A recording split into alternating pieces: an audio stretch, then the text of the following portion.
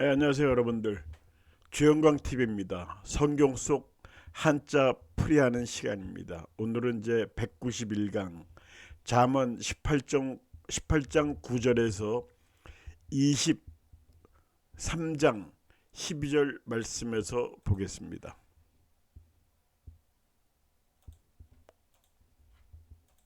처음에 나오는 한자는 패가입니다. 잠언 18장 9절의 말씀 읽어드리겠습니다. 자기의 일을 게을리 하는 자는 패가하는 자의 형제니라. 자, 패가라는 거는 이제 뭐 집이 엉망이 된 거죠. 패배할 패자의 집가자니까. 그러니까 패가하는 자의 형제니라. 그러니까 망하는 지름길이다, 망하는 집구석이다, 이제 그런 뜻이겠죠. 요즘 말로 말하면. 그래서 패할 패자 집가자, 여기 밑에 극성즉패 이렇게 말이 나와 있는데요. 극성은 아주 성한 거예요. 굉장히 성한 거예요.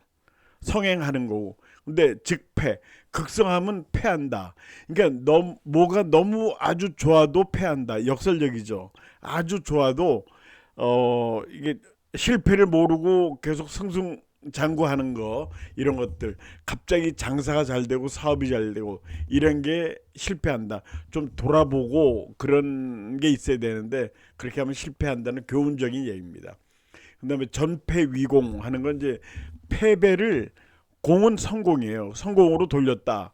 이제 패배했는데 뭐 그 패배를 딛고 일어섰다, 그런 뜻이 됩니다. 그래서 이제 사업 성공한 사람들 중에서 처음부터 성공한 사람들도 있지만 실패했다 성공한 사람도 꽤 많이 있습니다. 실패해서 많은 교훈을 얻는 거죠. 그러면서 이제 그 다음번에 할 때는 성공한 사람들 많이 있습니다. 그럴 때 쓰는 말이 전패위공, 전화위복, 뭐 화가 복이 됐다, 패배가 성공이 됐다, 그렇게 알 수가 있고요.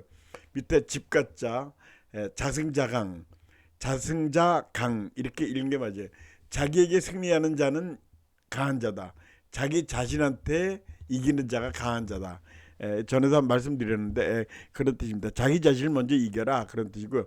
백가쟁명, 이건 100개의 가문에서 쟁은 싸우는 거고 명은 울음소리 내는 거죠. 이게 뭐냐면요, 이건 학자들 사이에 뭐 여러 가지 얘기가 있죠. 어느 학설에 대해서. 그러니까 학자마다 의견이 다를 때 백가쟁명의 현상이 일어났다 하고, 뭐 어디 싸움이 또 여러 군데서 났을 때 그때도 백가쟁명 같은 현상을 보이고 있다, 그렇게 얘기를 할 수가 있겠죠. 하여튼 패가는 망한 집구석이다. 쉽게 말하면 이제 그런 겁니다. 다음 한자 상대자입니다. 잠언 18장 17절의 말씀 읽어드리겠습니다. 송사에서는 먼저 온 사람의 말이 바른 것 같으나 그의 상대자가 와서 밝히느니라. 맨 처음에 어떤 사람이 와서 얘기했는데 그 상대자가 와서 그게 아니다 그랬던 모양입니다. 상대자는 이제 상대하는 사람이죠. 서로 상자, 대할 대자, 사람 사자. 성상근 습상원, 이거 아주 중요하고 재밌는 말입니다.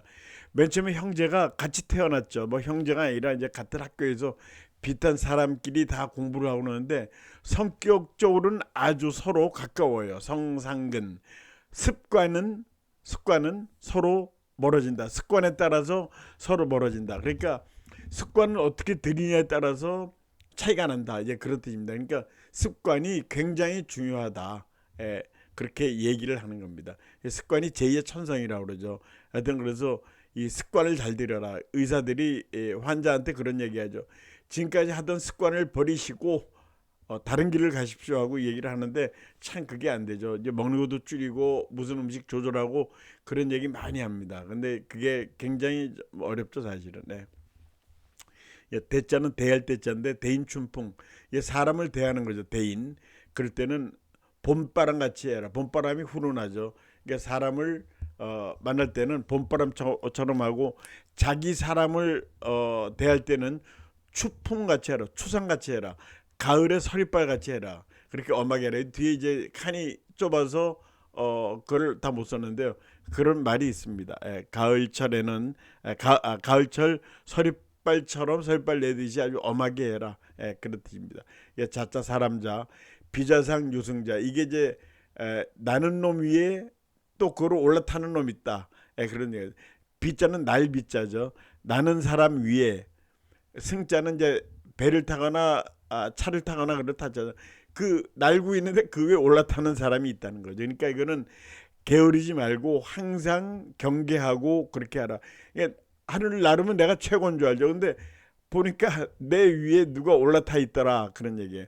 어디 가면 이제 이거는 내가 제일 잘할 것 같은데, 내가 1등 할 것 같은데, 그런 생각 드는데 막상 시험 보고 나면은 나보다 잘한 사람이 있죠. 예. 네, 다음 한번 쳐보겠습니다. 친밀, 친한 거죠. 이번 강의는 뭐 이렇게 어려운 한자는 없어요. 자, 친밀하다, 나랑 친하다, 뭐 누구랑 나랑 꼭 친한 건 아니죠. 모든 사람은 친한 거죠. 친밀. 자, 그래서 아사인친, 인사친 그랬는데, 아사, 내가 이제 돌봐주는 거야. 인친은 다른 사람의 부모. 여기서 친은 부모를 얘기해. 친척도 되지만 내가 다른 사람의 부모를 돌봐주면 그런 뜻입니다. 인사아친, 다른 사람도 나의 부모를 돌봐준다. 예, 내가 뭐를 하면은 그 사람도 나를 돌봐준다. 그러니까 우리 교회에서 봉사하면 결국 그게 나에 대한 봉사가 된다. 이게 덕을 쌓으면 그 덕의 결과는 또 내가 그 덕을 보는 그런 사람이 된다. 예, 그런 뜻으로 이해하면 되겠습니다. 그다음 밀은 밀접하는 거죠. 빡빡한 거. 오밀조밀 요리조리. 오밀조밀하다는 거 있죠. 아주 좁은 공간에 요기조기해서 뭐 없는 것 없이 해놓은 거. 일본을 가면 그런 걸 느끼고, 좁은 방인데요. 그게 있을 건 다 있어요. 하여튼 일본 가면 참 그런 거 보면 재미있습니다. 이게 오밀조밀하게 꾸며놨죠. 딱 필요한 것만 딱딱 갖다 놔고 그러겠습니다. 그다음에 요리조리. 요리조리는 이제 요리조리 피해가는 모양도 되고, 이게 이제 오밀조밀 하다 보니까 요리요리가 생각나죠. 이 두 말엔 관계가 있을 수도 있고 없을 수도 있는데요. 자, 요리는 이제 어떤 음식을 해놓은 그 결과가 요리고요. 조리는 그 하는 과정을 얘기해요. 그래서 어떤 사람이 뭐 요리는 셰프가 하는 거고 프로가 하는 거고, 조리는 전업주부들이 하는 게 조리냐? 근데 그렇지 않고요. 조리는 그 과정이고 요리는 해놓은 음식입니다. 그 정도로 이해하시면 되겠습니다. 다음 한 점 보겠습니다. 사치, 잠언 19장 10절의 말씀 보겠습니다.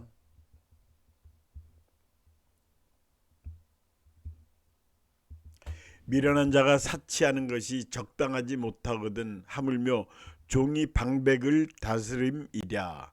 자, 사치하는 거, 펑펑 써제끼는 거죠. 이 사치할 사자에 사치할 치자입니다. 그래서 밑에 예문 빈불학검 부불학사. 이 빈은 가난한 거죠. 가난하면 불학검, 검소를 배울 필요가 없다. 그래, 불학. 왜냐하면 가난한 사람은 검소하게 돼 있죠. 없으니까 검소하게 살고요. 반대로 부한 사람은 불학사하다. 그러니까 부자 사람은 사치한 거를 배울 필요가 없다. 이게 부자면, 여유가 많으면 스스로 사치하게 된다. 이제 그런 뜻이죠. 그래서 전에 보면은 내가 번 돈이라고 내가 뭐 막 쓰지 마라 하고 한때는 그런 캠페인이 있었어요. 이게 전부 다 어려운 사람을 생각해서 내가 돈이 많더라도 좀 그런 거를 고려해서 감안해서 써라. 그런 이야기가 있었고요. 그다음에 치는 또 사치할 치자인데, 사치관세. 사치관세라는 건 사치품에 들어가는 관세예요. 그래서 그런 데는 관세를 굉장히 높게 매기죠.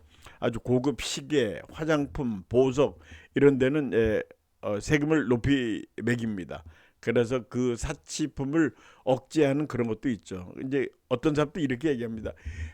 그리고 있는 사람이 그 사치관세 많이 하면 결국 그 관세가 국민들한테 돌아가는 거 아니냐. 그러니까 사치관세 많이 매겨라, 있는 사람들은. 뭐 그런 얘기도 하고, 뭐 한 벌에 200만 원, 300만 원짜리 옷을 보면은 그것도 사주는 사람이 있어야지 또 사는 사람도 있고 옷가게도 발전하고 뭐 그렇게 얘기도 합니다. 뭐 틀린 얘기는 아닌 거라고 봐요. 근데 너무 뭐 부담스럽게 몇백만 원까지는 괜찮아도 몇천만 원짜리 옷을 산다 하면 좀 그건 문제가 있죠.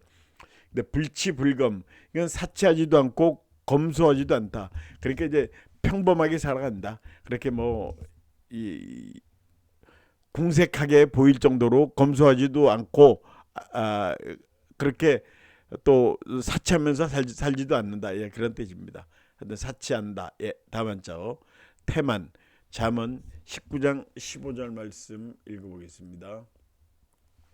게으름이 사람으로 깊이 잠들게 하나니 태만한 사람은 줄일 것이니라. 이제 태만하면 밥을 굶는다 그러지. 이제 이 태만의 태자는 나태할 태자고 만두 게으를 만 나태하고 게으른 거다 이렇게 하는 거예요. 자, 해태, 태업, 나태 이 전부 다 이 태자가 들어가죠. 여러분 법률 용어에 보면 뭐 그거를 해태했을 때 어쩌고저쩌고 나오죠. 해태라는 걸 게을리했을 때 그런 뜻입니다. 그래서 법률 용어도 사실 좀 바꿀 필요가 있어요. 해태라는 말은 좀 잘 안 쓰는 말이죠. 해태했을 때 무슨 제과점 얘기도 그런 생각도 나오고 그러죠. 그다음에 태업은 업을 게을리하는 거예요. 어떤 일을 하는데 업을 안 하고 태업한다고 하는 말이 뉴스에 나오죠. 업을 포기한다, 일을 안 한다, 태업을 했다, 파업했다. 뭐 그거하고 조금 개념은 좀 다릅니다. 나태하다, 이것도 역시 게으르다 그런 겁니다. 나태하다. 그다음에 만자, 게으를 만자인데 만초손 겸수액. 이 게으르면은 손해를 불러오고 부를 초자죠. 그다음에 겸손하면 수익이 생기다. 겸손하면 돈이 생기고 게으르면 돈이 빠져나간다. 이제 그런 뜻이죠. 그래서 겸손하게 살아라. 게으르게 살지 마라. 그런 뜻입니다. 네. 구박입니다. 19장 26절의 말씀 보겠습니다. 아비를 구박하고 어미를 쫓아내는 자는 부끄러움을 끼치며 능욕을 부르는 자식이니라. 이렇게 잠언에는 아주 이 부모의 효도하고 이런 말씀들이 많이 있습니다. 자, 구박하는 자, 아비를 구박한다. 이 구자는 몰아낼 구자예요. 그다음에 구타한다도 이 구자를 쓰는데 박은 핍박하는 거죠. 이 아비를 구박한다는 거는 그렇게 예를 못 갖추고 하는 게 구박이죠. 이 승승장구할 때도 이 구자를 씁니다. 승승장구 잘 나가는 거죠. 싸움은 맨날 이기고 하는 거 승승장구하고. 선구자, 이거는 미리 말을 타고 가는 사람, 미리 파이오니어 같은 사람이죠. 어떤 일을 앞서서 개척하는 사람, 이게 선구자죠. 선구자, 이런 말 쓰고요. 그 다음에 협박, 압박, 절박, 겁박, 이 전부 다 이 박자를 씁니다. 협박하는 거, 위협적으로 해서 압박하는 거죠. 또 압박하는 건 눌러서 핍박하는 거. 절박, 이 기도할 때 절박한 마음을 가지고 기도하라고 그러죠. 겁박, 겁을 주고서 압박하는 거. 이 전부 다 이럴 때 쓰는 한자어들입니다. 다음 한자 보겠습니다. 연락, 잠언 21장 17절의 말씀 보겠습니다.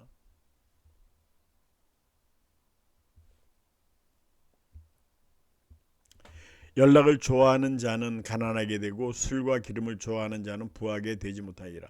여기서 연락하면은 이 뭐 누구하고 뭐 연락하냐 뭐 그런 게 아니고요.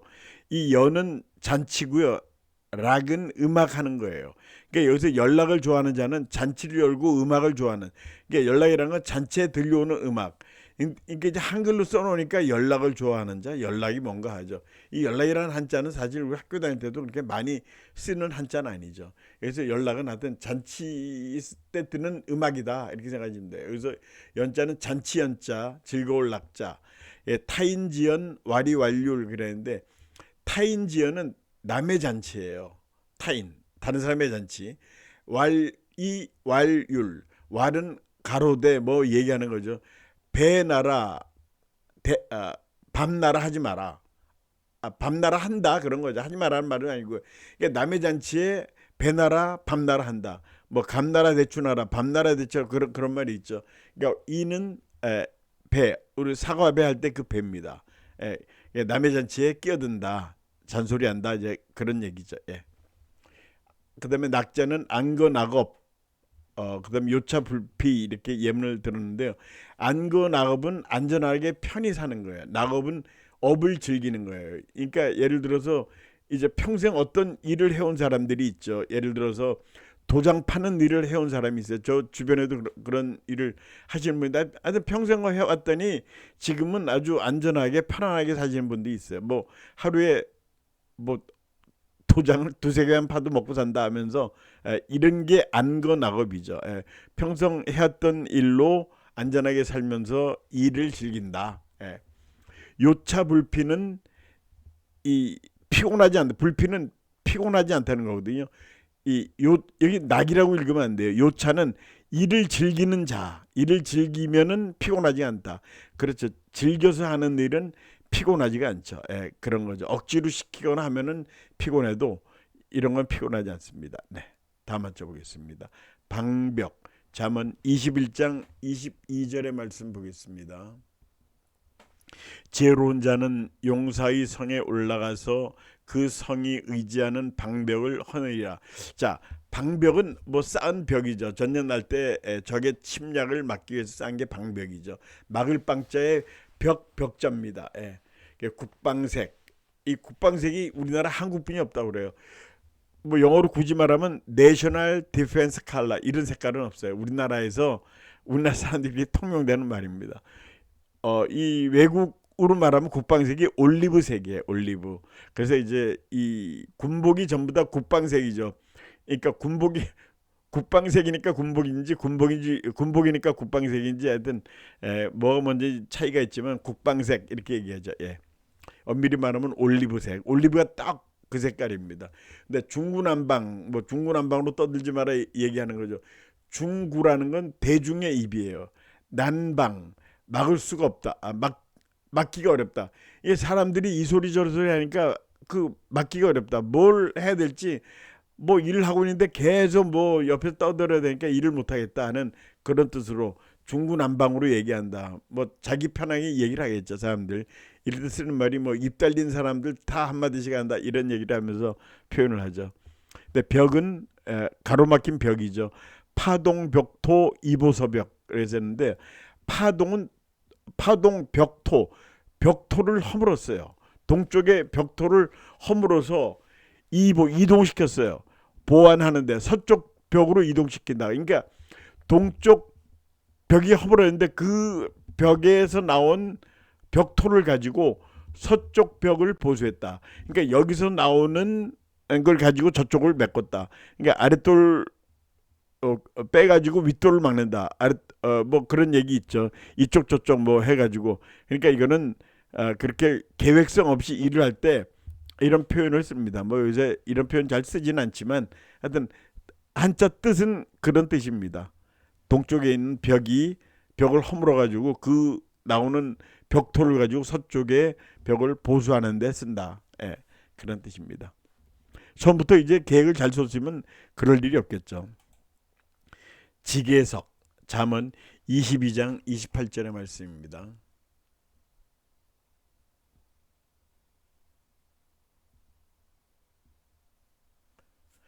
내 선조가 세운 옛 지계석을 옮기지 말지미라. 자, 지계석은 경계석이에요. 여기하고 저기를 구분하는 그런 돌이죠, 돌. 지자는 땅 지자죠. 대명천지에서 이제 그런 말 가끔 하죠. 뭐 따질 때 대명천지에 그런 일이 있을 수 있느냐. 이 대명은 밝은 대낮 이 천지에 그렇게 할 수가 있느냐 하고 이제 따지듯이 할 때 쓰는 거고, 개는 지계 개자라고 그러죠. 법조계. 그래서 이제 우리나라에 보면 이 정치를 하는 사람들이 법조계 출신들이 많죠. 그래서 이제 변호사, 판사, 검사 이런 분들이 정치를 많이 하는데, 일본에서는 그런 사람들이 이 검사가 정치를 하는 거는 아주 불문율철돼 있대. 절대 안 하는 거로 돼 있대. 못 한다기보다 안 하는 거로 돼 있대요. 예, 그렇게 하는데 이번에 우리나라 뭐 이 법조계에 있는 사람들이 정치를 많이 하고, 지난번에 대통령 선거도 법조계 출신 두 사람이 싸웠죠. 예, 그래가지고 한쪽은 이기고 한쪽은 지고 그랬는데, 하여튼 이 법조계. 그래서 우리나라는 뭐 어떤 사람이 그런 얘기도 해요. 조선시대가 이 당파 싸움에 망했는데, 당파 싸움이 누가 했느냐, 거기 이 과거 시험 보면 이제 아무래도 거기 임금 밑에 높은 자리에 올라가야 되죠. 거기 조정에 그 사람들이 싸움하는 거예요. 그러니까 우리나라도 이 법조계 출신들이 망친다 그런 얘기도 해요. 사법시험 합격한 사람끼리 정계 끝에 와가지고 망친다 그런 얘기도 하고, 지난번에 리먼 브라더스 사태 났을 때도 미국 얘기입니다. 거기서도 이 미국에 잘 나간다는 대학, 하버드 대학, 그런 유명한 아이비 리그 같은 대학 있죠. 그 학교 출신들이 그 리먼 브라더 사태를 일으켰다. 서로 이제 뭐 생각이 달라가지고 뭐 나는 이 정책이 맞다 틀리다 뭐 그런 얘기 하여튼 뭐 그 정도로 하겠습니다. 그다음에 석은 돌속자인데 석유 생산국. 저는 이 석유에 왜 돌속자를 들은지 그건 이유를 모르겠고요. 이 석유가 이제 굉장히 이 중요한 위치로 돼 있다가 최근에 이 자동차 기름 많이 쓰는데 자동차 전기 자동차가 지금 또 히트를 치고 있죠. 그러면서 석유가 주춤하다가 또 다시 그래도 자동차뿐만 아니라 석유 쓰는 데가 많다 해서 이제 석유 생산을 무시할 수가 없죠. 그래서 이제 석유가 언제부터 쓰여졌나 봤더니 말이죠. 1859년에 미국에서 이 석유라는 게 땅을 팠더니 무슨 기름 같은 게 나와서 그걸로 유용하게 쓰는 최초의 성공을 했다고 그러더라고. 그러면서 쭉 발전해 나가다 1908년에 드디어 이 석유를 산업화하는 데 성공을 했대요. 그러면서 또 유명해진 게 이 중동 국가들이죠. 중동에 그렇게 석유가 많다는 걸 몰랐대요. 그러면서 이제 중동 국가들이 1940년대부터 이제 난리가 나기 시작한 겁니다. 그런데 또 이 석유의 역설, 석유의 재앙 이런 게 있습니다. 석유가 많이 나니까 말이죠. 일을 안 하더래요. 왜냐하면 풍족하니까. 그러면서 나라 발전이 후퇴했다. 뭐 발전하지 못했다. 그냥 석유만 잘 간직하고 있으면 뭐 돈은 저절로 생기니까요. 그래서 석유가 나라를 망쳐놨다. 그러면서 어떤 사람은 이런 얘기까지 해요. 석유 많은 중동보다 차라리 석유 없는 아프리카가 더 낫다. 왜냐 아프리카는 석유는 없어도 뭐 풀도 있고 다 그렇잖아요. 근데 중동이란 나라는 그냥 이 사막뿐이 없죠. 그다음에 그 사막 위에 도시를 세우는데 억지로 세우죠. 인공 도시를 많이 세워놨죠. 그래서 그런 얘기까지 합니다. 석유 많은 너희들보다 석유 없이 사는 우리가 더 행복하다. 이런 얘기도 들었습니다. 하여튼 뭐 직에서 경계가 되는 도리입니다. 다음을 적겠습니다. 착심. 잠언 23장 12절 말씀 보겠습니다. 훈계에 착심하며 지식의 말씀에 귀를 기울이라. 착심한다는 붙을 착자죠. 마음을 붙여라. 그러니까 훈계를 잘 들어라. 훈계 착심해라. 뭐 착심이란 말 요새 뭐 잘 쓰는 말은 아닌데요. 훈계 이런 거를 게을리 듣지 말라 이거죠. 착착 진행된다 밑에 이게 바로 이 착착입니다. 이 붙을 착자입니다. 그다음에 착복식이라는 거. 맨 처음에 새 옷을 입고 나오면 착복식 해라 뭐 한턱 내라 이런 얘기하죠. 이 옷을 처음 착용한 그런 식을 해라 하면서 이제 뭐 부러움도 있고 놀림도 있고 뭐 그런 뜻도 있습니다. 심자는 마음 심자인데 오심 즉 여심. 오심은 나의 마음이죠. 즉 여심은 당신의 마음. 이 여자는 당신 여자예요. 여자 여자가 아닙니다. 나의 마음이 너의 마음과 똑같다. 내 마음이 네 마음이다. 그런 뜻으로 얘기하는 게 오심 즉 여십니다. 그런 뜻입니다. 오늘 여기까지 하겠습니다. 오늘도 시청자 여러분들 감사합니다. 안녕히 계십시오.